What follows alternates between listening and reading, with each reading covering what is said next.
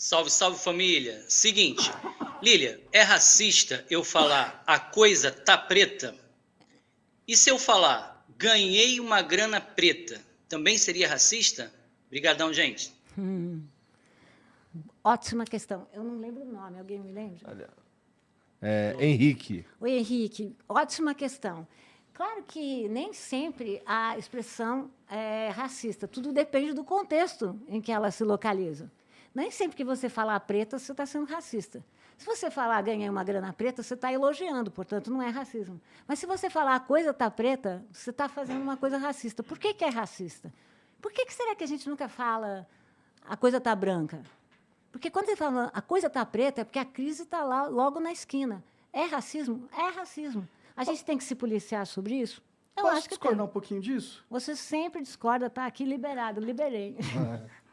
É que, tipo, por exemplo, a coisa do preto, né? Tem o preto, a questão da cor preta, mas o preto existe outros significados, né? Tem o preto de escuridão, né? Quando tá tudo preto, tá ligado?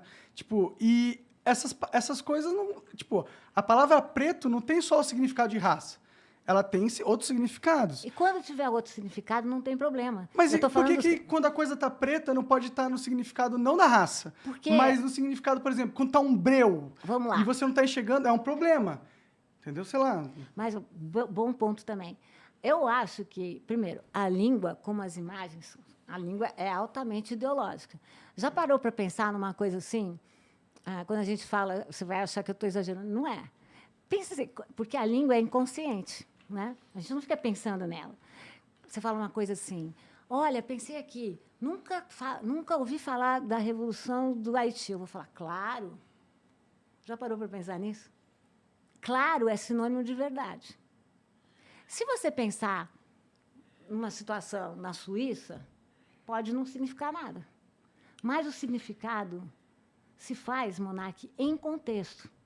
E no contexto brasileiro, se você pensar estatisticamente, esses termos são sempre pejorativos. E toda vez que um termo magoar o outro, ele está valendo, é racista, a gente pode usar outro. É importante a gente mudar. Mulata. Entendo. Mas você não acha que não é uma engenharia social um pouco desnecessária aí, nesse caso? Não é. Porque Ficar se preocupando com isso? nós todos aqui Não somos... poder falar as coisas, a coisa tá preta. Você pode Ixi, se eu falar isso, eu tô sendo racista, não, né? É um pouco você pode falar o que esquisito quiser. isso. Você pode falar o que você quiser. Mas você tem que saber o que você está falando. Então, se eu falar que a coisa tá preta, eu estou sendo racista de alguma forma. Dependendo do contexto, tá. Não em todos os contextos. Mas você tem que pensar que as palavras no Brasil são significadas. Muita gente fala, mulata, tem uma outra etimologia, não sei o quê. Mas mulata, no Brasil, vem de mula. É racista? É. Eu posso trocar por outra palavra? Posso. Vou trocar. Tá. É uma opção cidadã sua, Monark. É isso.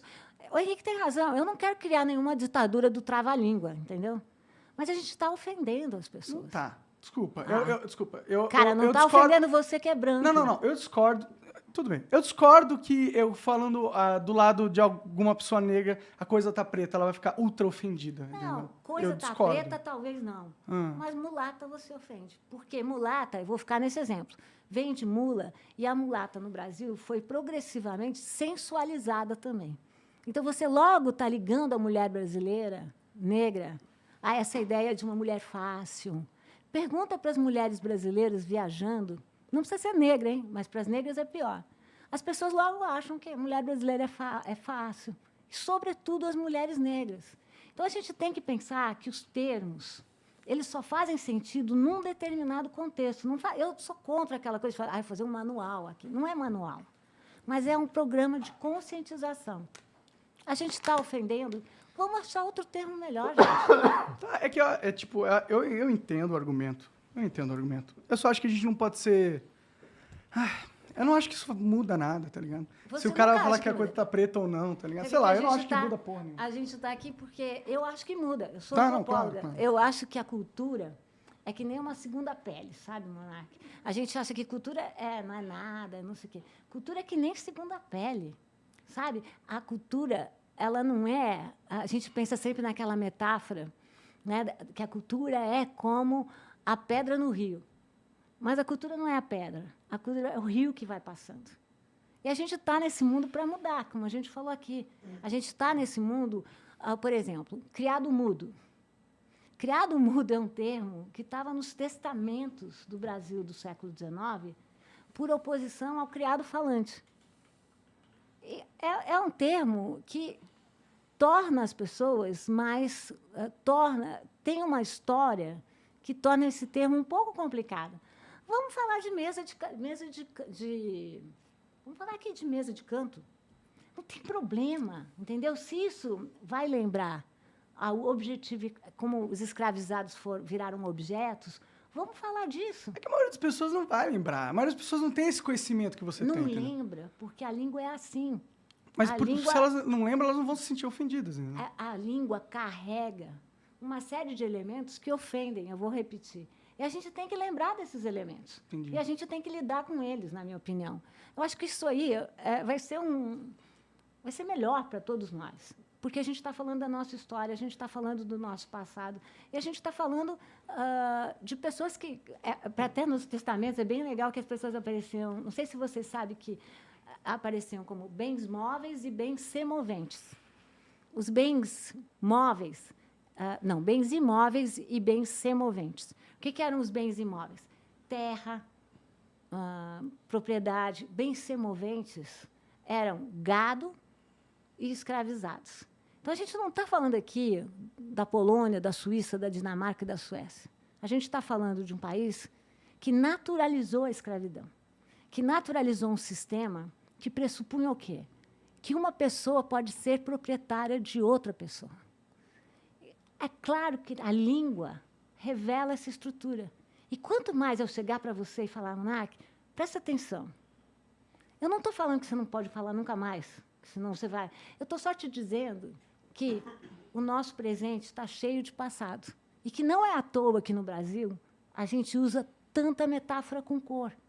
Que não é à toa que isso aparece tanto entre nós. É porque a gente está falando do fantasma da escravidão. Então, se eu posso usar a língua para causar um desconforto, para que as pessoas pensem no passado, vou usar. Tá bom. Se eu puder politizar a língua, eu vou politizar. Entendi. Sem ser chato. Eu tenho um pouco de problema com politização da língua, entendeu? A língua ela não é uma parada de cima para baixo. Não são as pessoas que escolhem quais termos serão usados. Ele é algo que vai evoluindo e vai se formando. Eu né? vou aí só dizer que eu não concordo tanto. Que tem uma diferença entre língua e fala. Tá. A língua é a língua imposta. A gente não fala português porque a gente quer. A gente fala português porque nós fomos colonizados pelos portugueses. Mas a língua ela não é bem imposta, né? Tipo, várias novas palavras surgem no dicionário. A fala é que é assim. A fala, ela é totalmente subjetiva. Mas novas palavras não entram no dicionário?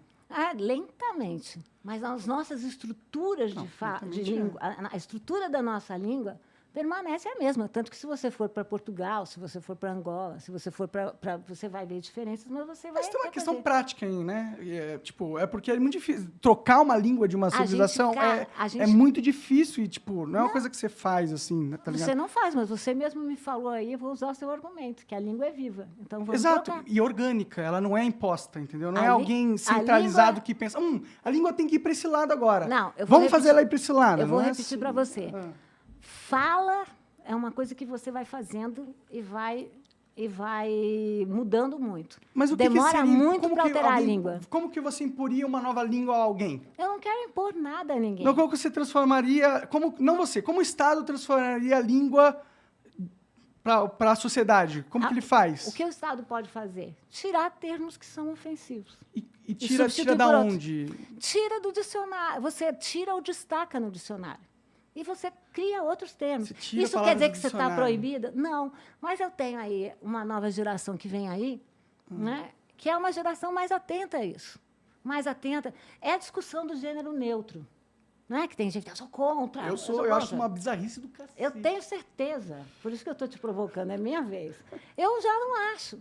Nossa, para mim isso é engenharia social da pior espécie. Não, por que eu não posso falar gente? Ao invés de falar... Por que eu não posso falar pessoas? Pode falar o que você quiser, só não pode obrigar os outros a falar do jeito que você quer que eles falem. Ninguém está obrigando ninguém. Perfeito, então continue assim. Tá um pouco, tem um pouco de movimento nisso daí. Não. Não Ô, estão obrigando. Lília, O que eu as tô- pessoal tá querendo, cada vez mais o pessoal quer obrigar as pessoas no mundo. Não, O autoritarismo está em alta no mundo inteiro. essa não a é a minha sociedade posição. Qual é a minha posição? Tá. Assim como eu quero desmontar aquela tela que a gente viu, eu quero desmontar os termos da nossa língua. Entendi. É isso que eu quero. Vamos lá. Eu quero desmontar a nossa arquitetura. A gente naturalizou que tem elevador de serviço e elevador social.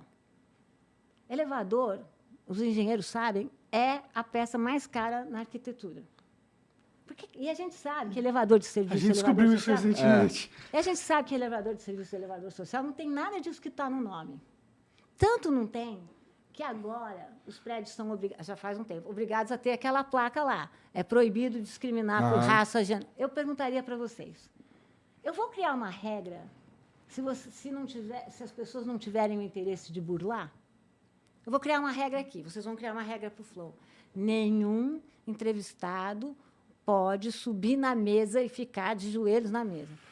Por que Eu só que eu não faria isso se alguém tivesse feito isso ou tivesse algum movimento para que isso Desejo de fazer. acontecesse. E Então, que se tem fosse... exatamente. E se eu achasse isso ruim? Então, se tem uma placa na frente do elevador, isso quer dizer o quê? Que tem coisas Que acontecendo para que ela existem exista. pessoas Que discrimina. que discriminam. É. Isso é o Brasil. Elevador de serviço não é elevador de serviço. É elevador de discriminar. Qual é o meu papel? É falar. É tornar incômodo. Por que o banheiro de empregada tem que ter o assento de privada por cima do chuveiro? Eu tenho um aluno que fez uma tese sobre isso. Não é racional, porque ele prova lá como tem espaço, mas é a mesma arquitetura da Casa Grande Senzala, gente. É a mesma. Então, qual é o meu papel aqui? Não quero dizer para você, vai por aí, vai por lá. Mas eu vou te dizer, olha, impressionante, a nossa arquitetura continua reproduzindo Casa Grande Senzala. Essa é a minha questão, Monark. Tá, claro. Mas é que